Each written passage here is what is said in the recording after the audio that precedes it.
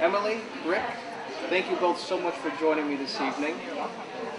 I'm going to take a risk right now. And every time I take this particular risk, it always invokes fear within me. And yet along the way, it teaches the secret to taking risks. I'm going to write down something on the back of this card.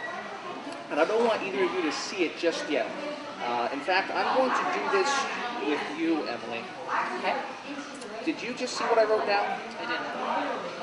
I just wrote down the name of a card from a deck of playing cards.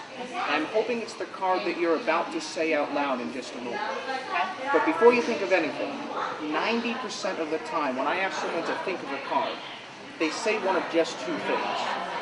They either say the Ace of Spades, it's considered to be the card of death, or they say the Queen of Hearts, the card of love.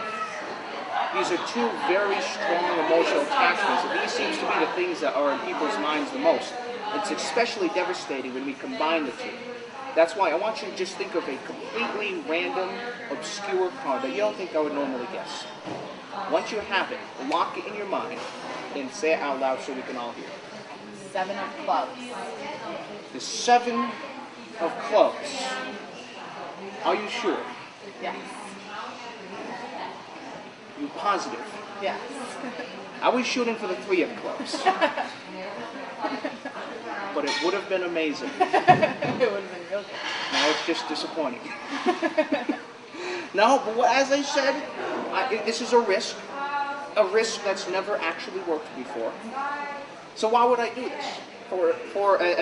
As far as you know, this is all I can do, is fail.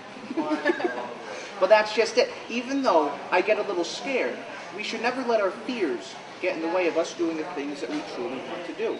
And even though life doesn't always work out the way that we plan, we have to be open to the backup plans of life. Sometimes we don't see those backup plans right away.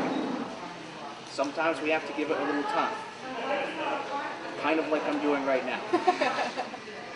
But I think I found my backup plan. Inside this deck, I have the 7 of clubs. I have all the cards. But there is only one card in this entire deck that I call a rebel card. This is the only card that faces the wrong way. Emily, if you could please do the honors and show what that card is. The Wow. 7 of clubs. That's real good. I want you to keep this as a souvenir to always keep the backup plans of life in mind.